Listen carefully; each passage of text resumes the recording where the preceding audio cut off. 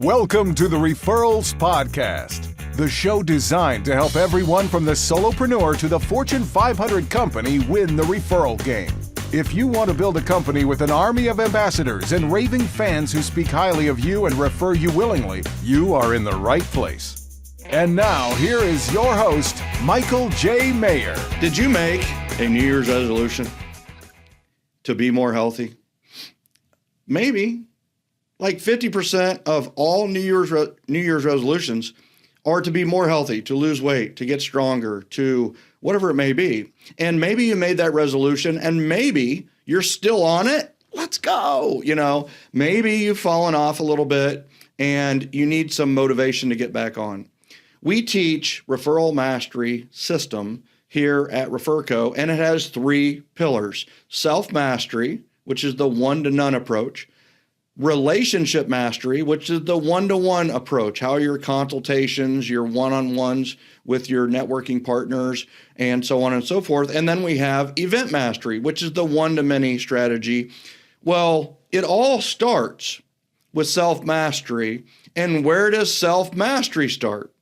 Self-mastery starts with health. If you don't have your health, you don't have anything. You might, a lot of times in your life, feel like you're juggling. You're juggling all these balls and roles in your life, maybe even juggling hats, right? You wear different hats of mom and grandma and daughter and sister and real estate agent and friend, networker, all these different balls that you're juggling. And then you've got the mental mindset learning ball, and you've got the spiritual ball, and you have the professional ball, and you have the wealth and financial ball, and you have the family ball, right? You've got all these balls. Well, here's the thing.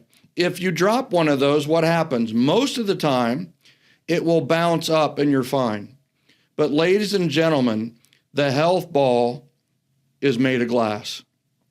You drop it, you're not healthy, all those other balls are going to fall, and you're going to have less energy, less health, less wealth, less happiness, and less life. So today we're going to dive deep into how self-mastery truly starts with health, and I cannot wait to jump into this full bore.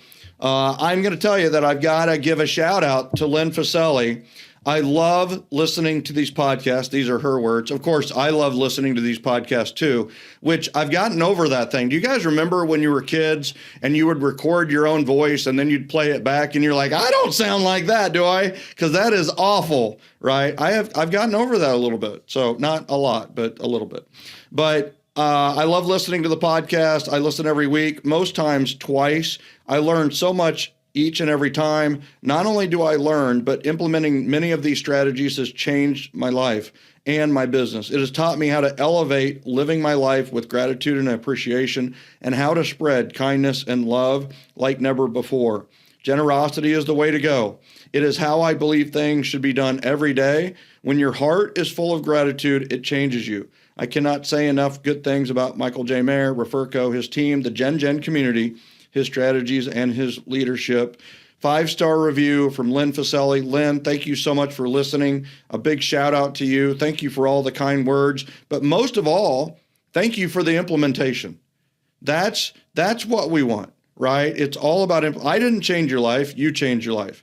Ahmed Ahmed doesn't change people's lives. You know what he does? He sets people up in a situation with the knowledge necessary to change their lives. And guess what? A lot of people have changed their lives because of him.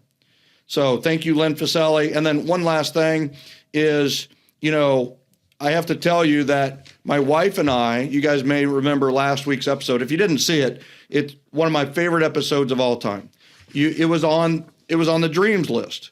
And I want you to know that my wife and I have been updating our dreams list this week and then comparing the notes on the dreams list. And I have to tell you, it's been some of the most fulfilling, like things I didn't know about what she wants to do in the next few years with her family tree and other things that, like, I would have never known it if we didn't do the dreams list, which is straight out of Sweet Dreams.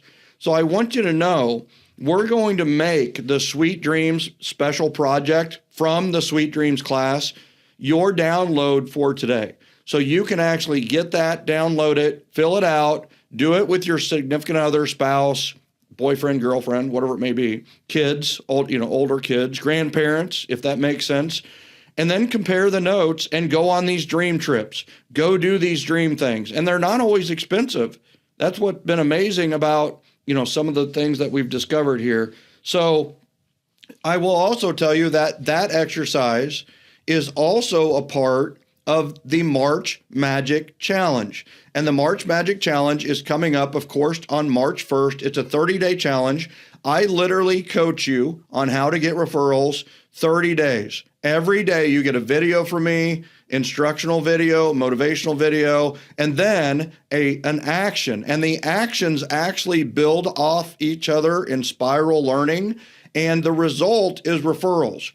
Jana Caudell is one of our winners of the March Magic Challenge. She now has 25,000 people in her Facebook group. She regularly gets 5 to 10 referrals from that group every single month. And that was the result of one March Magic Challenge. So that is marchmagicchallenge.com, or you can join Referral Mastery Academy. And this challenge is included in your monthly membership for Referral Mastery Academy. So check that out when you get a chance. Now, without further ado, I've got to bring on our special guest of honor, someone I respect the living heck out of. I got the opportunity to meet him. I've had great health conversations with him. I'm healthier because of him. I love it. Our guest today is Ahmed Ahmed, and he is the founder of a personal training company based out of New York, where he was born and raised, called Lotus Fitness. He specializes in helping people move from daily aches and pains into exercise and living pain-free. Ahmed has been a member of Gen since the pandemic in 2020 when he joined us during the daily dose of positivity and productivity. And we are excited to have him on today to discuss living a pain-free life. Without further ado, let's welcome to the Referrals Podcast, Ahmed Ahmed. I am amped. I'm so excited to be here. Thank you for having me. I love talking to high energy people. It's just like, you're like, before the call, we were just like, all right, you ready to go? He's like, I'm amped. Let's go. It's like charge. I mean, I'm like ready to run through the wall right now.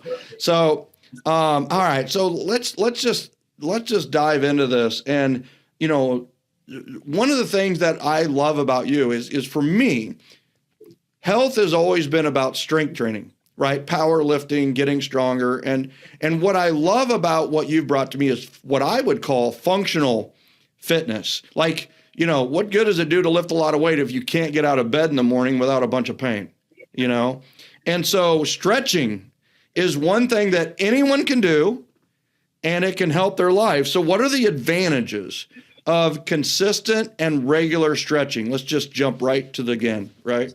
Well, let's just jump right in. And I'm actually going to say something that might be a little bit shocking. And it's this. I don't stretch any of my clients. Instead, I work on strength training that makes sense for that person. Why? Ooh. Because when your muscles work better, you move better and you feel better. Now, added bonus of that is instead of stretching, I like to give this analogy of like, if somebody asked you to draw a boat, and they gave you a pen and a paper. And then what they started doing as you were drawing that boat, they put their hand on your hand and they started drawing the boat for you. Mm-hmm. Then that's what stretching is like. Whereas you doing active contractions, active exercises is more like you drawing the boat yourself. And so what does that do? It helps your body learn how to move better within itself. And it creates these different patterns in your brain so that you can create the strength that you need to keep these changes. And instead of eliciting these quick and acute changes from stretching where you may feel better, it helps you create changes that stick around so that you can move better and feel better for life. Well, I love it. I mean, are you saying stretching is a myth? Should we never do stretching? So let's jump right in, baby. Let's just dispel all the freaking physical fitness beliefs all in one podcast. Let's just do it. One fell swoop. We're gonna just I think I actually saw a post a long time ago where it was like, what is one thing that people think of health-wise that in like 30 years they're gonna think was totally wrong? And I remember somebody saying stretching as the one thing that like we totally got wrong. I mean, what do you think? Is that right or not? So, I refrain from absolutes, right? And so there you go. If I say stretching is always a bad idea, I can't do that just because I don't have all the information in the world to be able to do something like that, right? Yeah. However, a couple of days ago, I was doing a seminar on how to move and exercise pain-free. Something that I asked the audience is, hey, who here has ever been hurt from exercise? And it's kind of funny because the people that raised their hands, they were telling me stories not of hurting themselves at the gym doing exercise, but of stories of where they overstretched and they hurt themselves. There you go. And so I thought that was kind of crazy to hear about, but it makes a lot of sense, right? Yep. And so if stretching is here's the thing, right, Michael, because stretching for a lot of people is this belief system that people hold very closely, right? Yeah. And so I don't want to dissuade people from doing something that they love that they may treat as a meditative spiritual experience, right? There you go. So completely fine, okay? If we're just talking about muscle health, the health of your bones and tendons and ligaments, it may not be the best idea, right? Instead, what's going to work better is using your muscles. Yeah. So just so you know, I mean, I coach high school football, you know that, and it's a passion of mine. Well, you know what we don't do? Remember back when I was in high school, we stretched before we practiced. And, static stretching is probably one of the worst things you can ever do before exercising, right?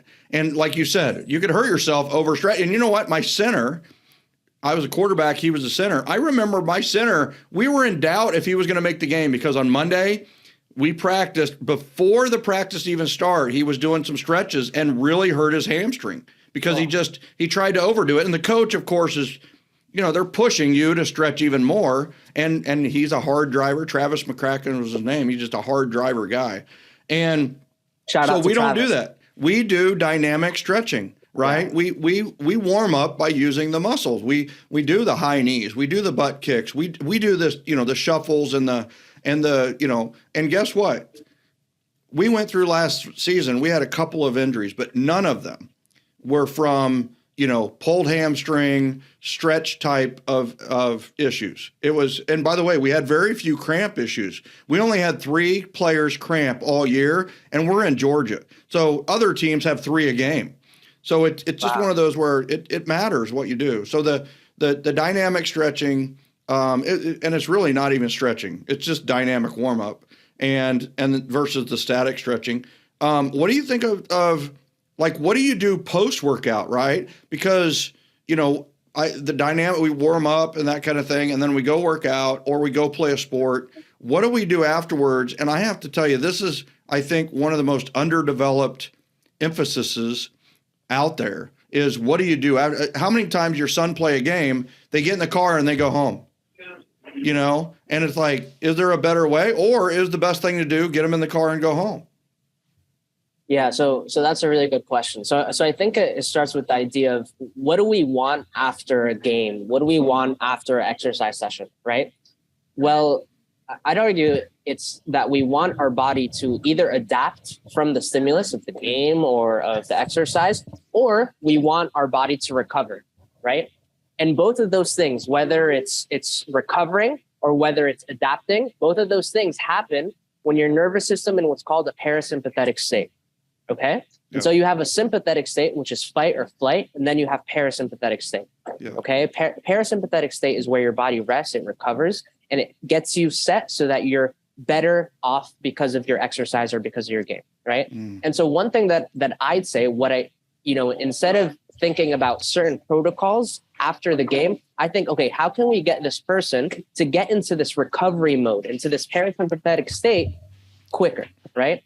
And one way to do something like that is to go for a really easy walk or to listen to some really calming music or to hug somebody you love, right? We talk about love a lot. A lot of these things can really help people and they'll be better off because of it. So are you familiar with Savasana? What do you think about Savasana as the follow-up? What is that? So Savasana is so you're right. And I work out really intensely, like to the point where people don't talk to me at the gym. I'm that guy, right? and I'm just like dead eye focus. I'm moving and you're in fight or flight. As hell. You're strong going, as hell. yeah, and you're going to the battle, right?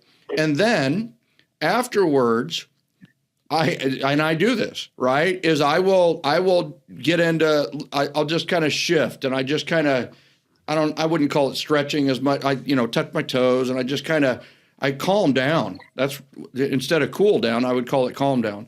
And then I literally get on my back with my knees bent. I put my arms straight out. I have my headphones on. I switch from the most angry. This is going to be a surprise to some of the listeners. The most angry music you've ever heard, and I'm that guy on the weight room, right? And then I turn that off, and I turn on. There is actually a whole Apple Music listening radio station called Savasana, and it's instrumental. Super soft. It's meditation music, basically. And I don't move. I literally lay there, put my arms out, and I don't move for 5 minutes. And I listen to this music, and it's like, and then I walk slowly, and I'm in a totally different state of mind. Amen. I'm telling you, it. And guess what? I get home. I'm like calm. I'm ready to drink some water. I'm ready to, maybe have a meal in 30 minutes to an hour. And it's a calming state. And it's music. And there's like 60 songs in there. I haven't even listened to all of them yet, because I just hit shuffle and go for 5 minutes. So, and then I get up, I wipe off the pool of sweat that is on the, on the board. But it's exactly what you're just talking about is the parasympathetic system needs to, and I actually tell myself, it's okay. The fight's over. You're okay. It's okay. You're not being threatened. You're okay. It's fine. We're going to come out of this and everything's good. And I have to tell you, I'm in some of the best shape of my life, No, that's amazing. Yeah. I saw some of your bench numbers and stuff like that. Yeah. That's amazing. But here's the thing, right? It's as you were talking about that, it brought up this idea in my head of correlation versus causation, right? And a lot of people will say that, hey, correlation isn't necessarily causation, right? And That's right. What ends up happening when people are stretching at the end of their game or at the end of their exercise?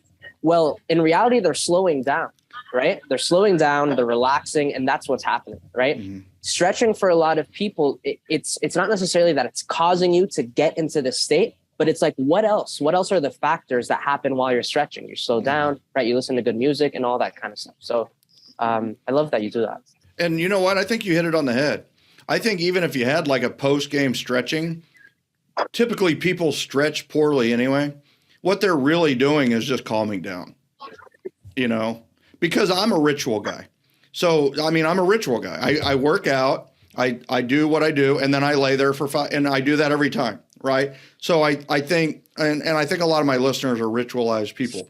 So it's like, what's the post-game ritual? What's the post-workout ritual? And I'm always building on that. Like what I used to do CWI, right? Cold water immersion.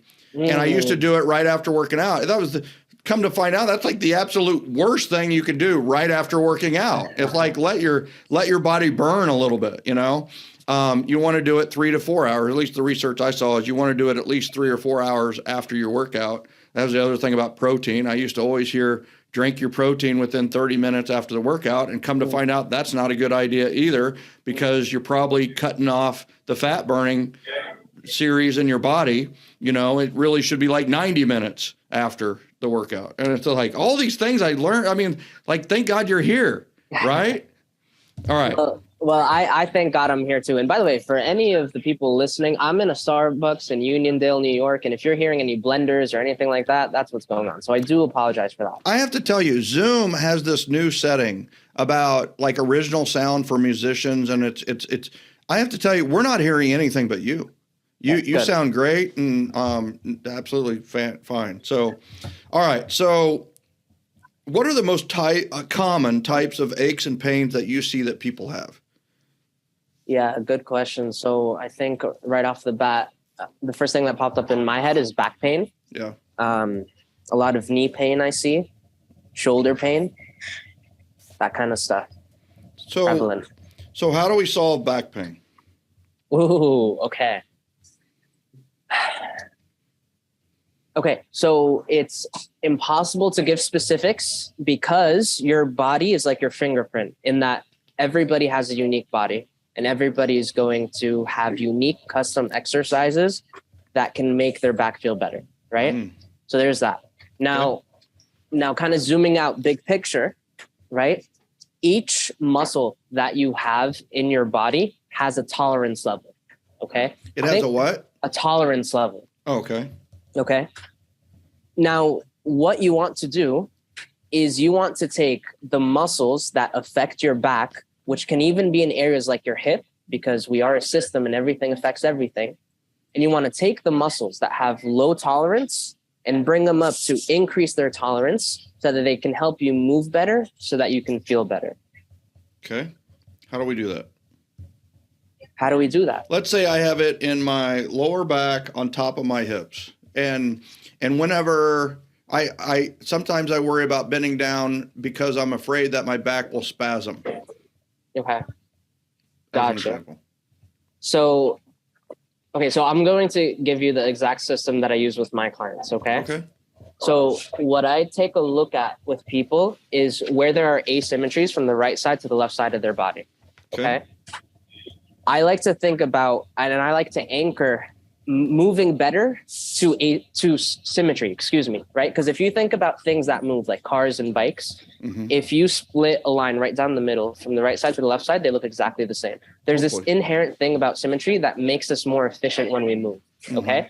And so I look at where there are asymmetries of range of motion, which just means the positions that you can move your body, okay, from start to end. And then I look at asymmetry, whether or not they have asymmetry in the endurance of some of their muscles. And everyone has asymmetry, right? Oh, for sure. Everyone, right? For sure, yeah. Different degrees. Not just within our muscles, but even our faces, right? That's right. And so there are asymmetries everywhere, right? So this is not necessary. If you have an asymmetry, it's not a bad thing, right? There's no bad or good. It's just, it is what it is, right? Endurance, asymmetry in endurance, how long a muscle can last for and be at a high level for before it starts to lose some of its force producing capabilities. And then I look at asymmetries of posture, right? Are you leaning to one side more than the other or not? And then I look at asymmetries of strength, right? Once I get to realize where these asymmetries are and I corroborate these data points through each of these things, range of motion, endurance, posture, and strength, then it gives me leads in terms of where do I work and what muscles do I need to focus on getting stronger. Once I get those muscles stronger, things are going to feel better. Now, a quick tip, if things aren't feeling too good and you want to start to work on the problem, is say it hurts to bend your elbow, right? Yeah. What I suggest is trying to work on the strength of straightening your elbow, okay? The reason for that is this. Your nervous system looks at the muscles on opposite side of the joints, i.e. your biceps and your triceps. Your biceps bend the elbow and your triceps straighten the elbow. It looks at those two things when you work on increasing their strength as the same thing. So it's going to benefit even the parts that are hurting. Okay, so that's just a quick tip, right? So if for you, bending isn't feeling too good, what I suggest is to do some sort of exercise, even on your chair right now, where you're pushing really lightly back into the chair, right? That opposite motion, right? Yeah. And so arching backwards, right? Arching backwards. That's a good way to put it, right? Yeah. I know you like to push, and that's one of the things I really respect about you, right? But instead of pushing, you see how he said that? You guys see how he did that right there? That's how you insult someone so that they feel really good about it. I'm just telling you, that's how you do it. I don't feel insulted at all. That's a compliment. Thank you. I got to reel it in. Mayor's got to reel it in a little bit. All right. So don't overdo it. Yeah. So one thing that I like to put is like, if you're going to push into your chair, like I'm trying to give you this just for you, Michael. Yeah. It's kind of this idea of like, if you squeeze the fist really hard as you could to 100%, I want you to kind of think about laying off a little bit to 75%, laying off to 50%, 25%, and start with a light effort and then kind of rev it up, right? Because if you go from 0 to 100, that's not always the best idea. Yeah. Yeah. You can overdo it. Right. Yeah. I like it. My mom's favorite words to me were take it easy. Take it easy. I mean, like I hear her voice in my head, like when I'm really, really pushing it, like take it easy. In fact, my workout Monday was workout because everybody knows that Monday is National Chest Day, right? Every Monday is you go to the gym, the benches are full, right? So I get there and like it's workout, chest, shoulders, and tries, and then it was in all caps, take it easy, because I haven't been doing that workout for a while. I've been doing this hypertrophy and this different workout for a while. So take it easy, right? So take it easy. Yeah, I love that. All right. So let's talk about like what is there a way to develop functional fitness, or what's the like this is a great system for like specifically the back pain, and is there a way, like what would you tell me to do on a daily basis to reduce aches and pains in general, if that's even like a thing, right? Okay. Yeah. So kind of blanket advice here, right? Yeah. One thing I'd say is resistance training in general, right? Yeah. Even if you're stimulating your muscles a little bit, it's going to help your muscles work better, which means you're going to move better because our muscles move us. If you split open the body, your bones, they have these knobs and grooves so that muscles can fit on them, and your muscles move your bones. So if your muscles work better, you're going to move better. Okay. So number one, resistance training. Number two, manage your daily activities, right? So what do I mean by that? If you know that after walking a mile, things start to hurt, whether it's your hip or your back, whatever it is, then avoid walking a mile and instead walk half a mile, right? And then if it's really important for you to get a whole mile in, because, you know, there are a lot of people out there that are really adamant about getting 10,000 steps in, right? Yeah. Cool, right? Instead, break it up. Even if you're doing house chores at home, if you know after doing house chores for 45 minutes, your shoulder's hurting, do 20 minutes and then do 20 minutes later on, okay? Number three, when you are doing that resistance training, do single arm or single leg exercises. Why? Because these asymmetries are likely going to show up when you do that kind of stuff. So it's going to give you leads and create awareness within your body. And at the same time, it's going to help you work on those asymmetries to get closer to symmetry. So all right.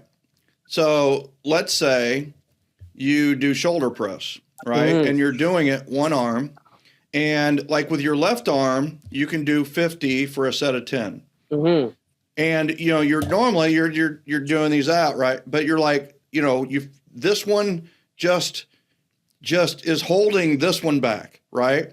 So you go to one arm and you discover that your right arm can do 60, right, for 10, and your left arm can do 50 for 10, right? So we have asymmetry in the muscles. What do we do? Do we just quit working the right arm until the left arm's up to speed? Or do we keep going and keep pushing the right arm, right? Which is resistance training in a nutshell, right? And do we, you know, it's like, all right, I'm just going to do 50 and then I'm going to work to get up to 55 and then 60 with the left arm and not worry about the right arm. Whenever I do it, I'm just going to get my left arm stronger. Or do we do the left at 50 and work its strength? And then you're over here at 60 and you're like, you work to get it to 65 and 70. Okay. Yeah. So here's how I think about that. One, what is the goal, right? If this person's goal is just to get out of pain, maybe it is a good idea to kind of lay off of that right arm until that left arm gets to speed. Now, if you're somebody who's wanting to stay strong and make sure that you're improving on everything, because there are a lot of those A types of people that love to make sure that they're improving on everything all the time. I'm one of those people. Okay, you too, right? So you get that. Yeah. So what I'd suggest is at least what you can do is maintain that strength, right? So maybe you can do one set on the right and then do 2 or 3 sets on the left. I like it. And I have to tell you, I'm new to the one arm, one leg training. I'm sold. And you sold me on it. You've sold me on it and doing it. has sold me on it to like Bulgarian, either with dumbbells or I do it with the Smith machine, one-legged squats, basically, right? 10 times more value out of that than freaking squats. 10 times. I mean, I am so sore after one-legged, one leg, and I do it with the back leg up, right? They're so intense, man. They're so intense. It's amazing the amount of energy. And yesterday or 2 days ago, I did squats, and I ended up at like 235 times 12 at the end. I was doing sets of 10. I did 6 sets of 10 to 12. Think about that. And then I went to the single leg squats, or single leg Bulgarian squats, or lunges, really. What do you call those? Squats? I just call them the Bulgarian on my sheet. Is it a squat or a lunge? My left leg is back on a bench, and I'm just doing one-legged squats, basically. Right? Yeah, it's a version of a squat, so you can call it a squat. Yeah, that's accurate. So then I did 3 sets of 5 for each leg. So what you're telling me is you're going to need to buy new pants soon. Because your legs are just going to keep getting bigger and stronger. I'm hoping. I mean, honestly. And then I did leg curl, leg extension. I did calves, and I did seated calves, and that was my leg day. And then I couldn't. Then I'm still sore 2 days later. But it's one of those where, but you've got me, right? And then the one arm stuff is, I'm doing the one arm, shoulder raises. I'm doing one arm bench. Right. So I've got the weight here, and I've got the weight here, and I've got, 90s and 95s and 100s. And it's like, I'm doing this, and it's like, it's making my form so much better. And because you figure your leverage point out because you have to. And guess what? All of a sudden my left is stronger on the barbell bench because it knows how to go up in its strongest angle. That's a win. That's a win. So concentration too, right? Because we believe the mind-body connection. When you're when you're doing one arm curls, your arm's going to get bigger because all of your focus is on that one muscle. And there's something to that. Do you know anything about that? Like, there is something to it. I have no scientific background or data. I just know that when I'm doing it, it matters. It helps me do more reps. Yeah, it's interesting. I think, one of the things that I feel like you're talking about is just creating awareness of some of these awareness of these muscles. And as you do these things, you're getting better attuned to that, right? You talk about this mind-body connection. One of the things that us as personal trainers that I like to think about is this idea of intention, putting intention into your training, right? So how are you going to move this dumbbell? Are you just going to launch it, or are you going to move it so that you can get more benefit out of that muscle, right? And one of the things, if anybody else out there, Michael, do you mind if I give like a hypertrophy tip to people? Like, if people want to give it to me. What are you talking about? I mean, yes. So yes, and I'm kind of new to the hypertrophy game. So I'm also a believer in that it works. So okay, gotcha. And so here's the thing for those of you out there who aren't too aware of what hypertrophy is, it's in short, it's getting your muscles bigger, right? Putting on more muscle mass. Now, this isn't just helpful for people who want to look sexy, but it's helpful for people in their 60s, 70s, and 80s who want to make sure that they're avoiding breaking bones in the event of a fall, or they just want to improve their bone density, right? So kind of for all those goals, here's what's going to work. Instead of launching a weight, and what do I mean by say launching? Usually you'll see people at the gym, they're kind of moving their whole bodies to try to get one part of their body to do more of an exercise, right? Using momentum, right? Using momentum. They use the momentum of their body to lessen the pressure on one specific body part, right? Exactly. I mean, same thing you said, right? But I say the word momentum a lot, so. And that's literally it, Mike. It's momentum, right? And it's something that we like to call inertial effects, right? And so it's this idea that if you use the momentum, what's going to end up happening is that your muscle is only going to be challenged for a little bit of that range. So what's the problem with that? number one, your muscle isn't going to do as much work throughout the set. It's not going to do as much work throughout the repetitions, which means you're going to need to do more sets to get the same benefit as if you were to do lower sets without launching that weight. So instead, move slower, right? So instead of especially that first inch, right? Take a couple of seconds to get to that end position, and then take a couple of seconds to get back to that starting position. And what that's going to allow you to do is it's going to help you save time. It's going to help you get better results so that you can get your muscles stronger, so that you can look better, and all of these things that you're wanting to do to feel good in your body. You nailed it. One of the ways that my arms are big. Like, my arms have gotten a lot bigger than they've ever been, honestly. And one of the things is I do perfect form. Perfect form is the first thing. So I'm going to do perfect form. And it's like back on a wall or back on something bracing my back. So I can't even, right? I can't even cheat if I wanted to. And that's the first thing. Smart. So what did I have to do with my weights? We went to baby weights to start with, right? And then, now the weights are back up, but my arms are a lot bigger. And one of them you just hit on the head is how much the eccentric, and then you got the concentrics, and it's like, so hammer curl with really, really heavy, right? So heavy hammer curl, and it comes up, and then I open, and then I do the negative open, right? And it's like hammer curl up and then open. And I do like 2-3 seconds. And you got to realize this is heavy. I can't even do it like this if I had to. Yeah. Right. But it's heavy. But hammer curl, you can do 5 pounds, 10 pounds more on a hammer curl than you can on, your typical curl. Well, that negative, I'm like a little baby at the gym. I'm like literally like I'm like going to a corner so people don't see my face. It's just brutal and feeling the burn. It's super slow, right? Yeah. And just like, oh my God, this is killing me. Oh, I'll do another one. Oh my God, this is killing me. It's like, and it's all the negative. My arms got bigger because of negatives. Think about that. We didn't talk about that the bodybuilders probably know it, but and here's the thing. You go to the gym. How many of the people at the gym are going 2-3 seconds or 4 seconds on their negative? Not many. 1, 0, maybe. Yeah. You know, and you really hit some things with the one arm focus, so that you're building symmetry versus asymmetry, and then the focus on that time.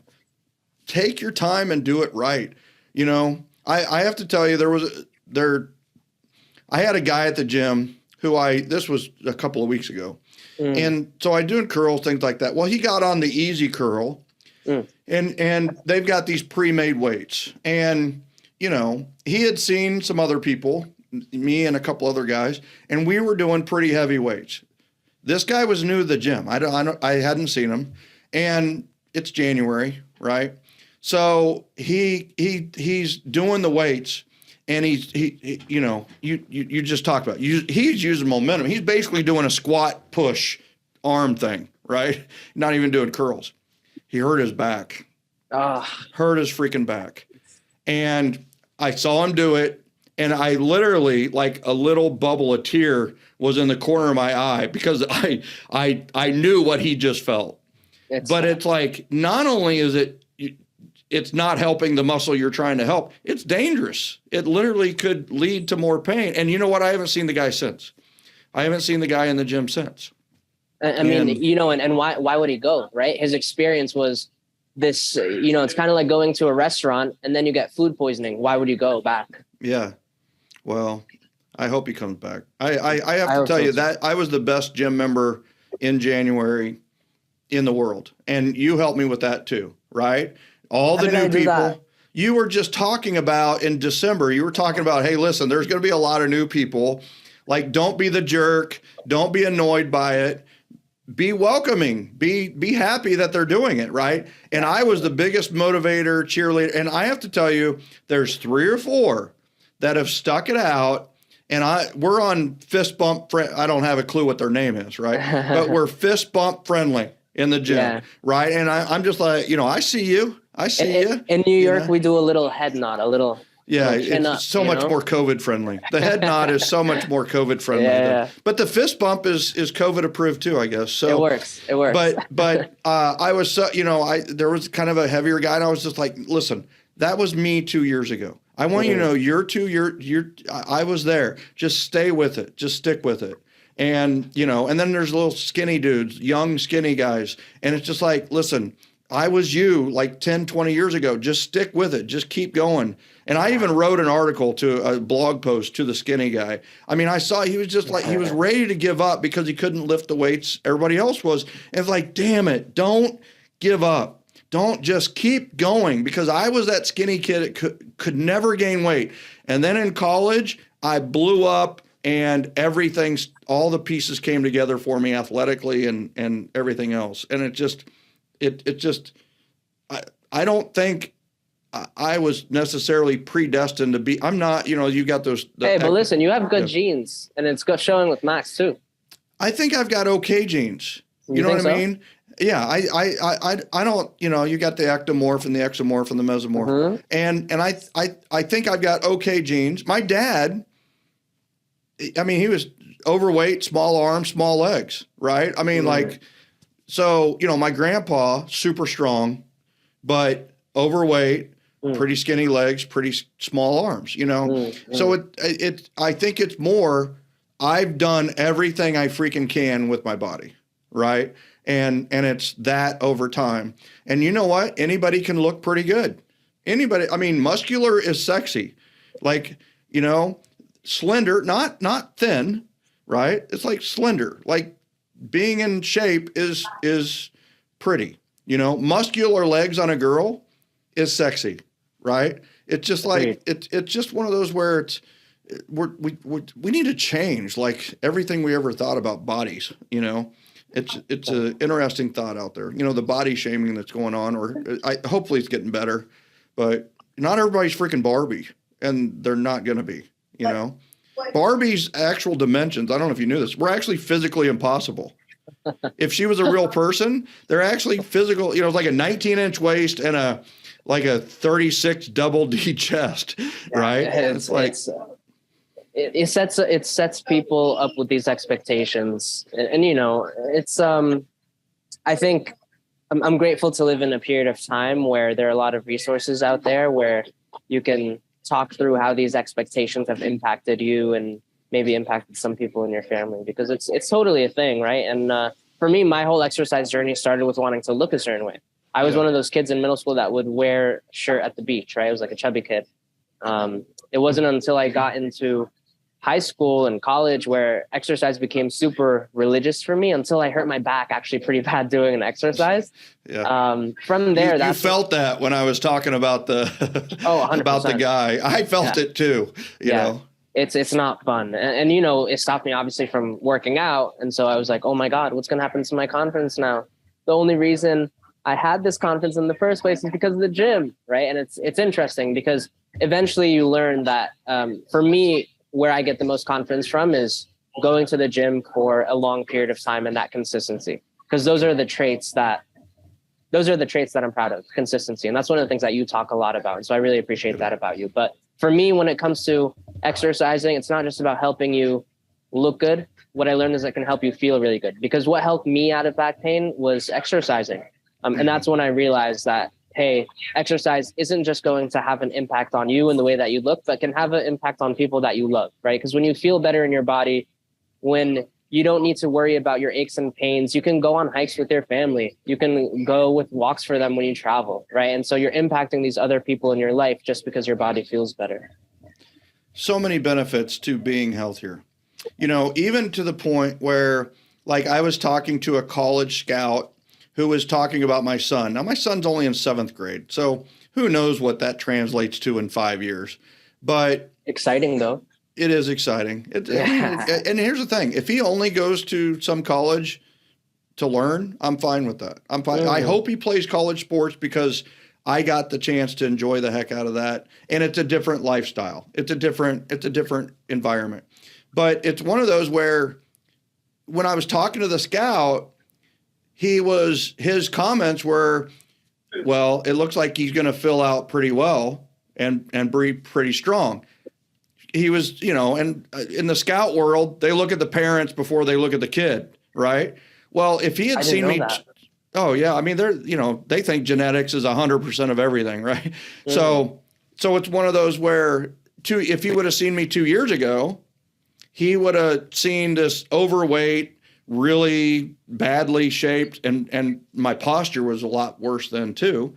And, it made that judgment from that. We would have never had that conversation. But now it's a different conversation, is that, oh, okay, well, he's going to be built, he's going to blossom into a muscular guy because I don't know if that's true or not.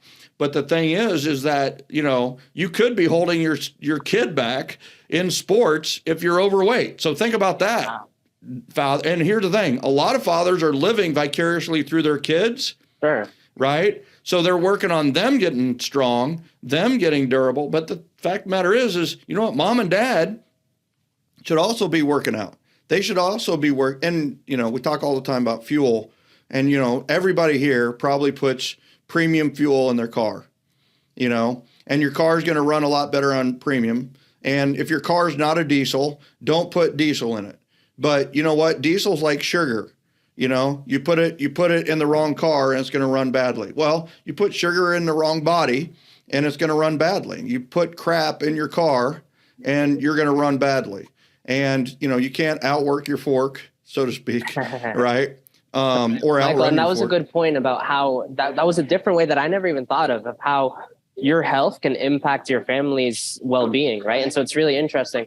For me, my dad was a professional soccer player back in Egypt, and it was really interesting just to kind of grow up with activity being a really important piece of life. So, I think you do your children, they watch what you do and the way that you take care of your body, and those habits are definitely transferred through the generations. That was a really good point. Shout out to my mom and dad for everything that they've ever done for me. I love them so much. That's awesome. I hope they listen to the podcast. They should listen to this podcast. Oh, they will. I'm lucky to have them. Yeah. So I think the big thing is, to just kind of wrap this in a bow, so to speak, is that, we talk about referral mastery. And the three aspects or pillars of it are self-mastery, relationship mastery, and event mastery. And the truth be told is that, health actually plays a factor in all three of those. And, the more healthy you are, the better you're going to show up in your one-to-ones, the more energy you're going to have for them, the more confidence you're going to have in them and in yourself, and the more consistent you'll be. Because if you're consistent in the weight room, consistent at the gym, consistent with a trainer, then guess what? You're going to probably be consistent in other parts of your life. Exactly. And then event mastery, you're going to have more energy at the event. You're going to maybe be willing to speak 3 minutes or 4 minutes at the event instead of hiding because you're so ashamed of your body. And, I think the big thing is it just kind of comes back to health. And we talk about under self-mastery, we talk about this hashtag acronym of FLY, first, love yourself. And the first place we really need to love ourselves is love the vehicle that we were given that's going to drive us around. And, that includes the eating and what you do there, but it also includes the exercise. And it's amazing how often that the exercise will lead us to eat better because we don't want to lose the gains. We don't want to lose the battle. So, you any final thoughts on first love yourself and that kind of aspect of self-mastery?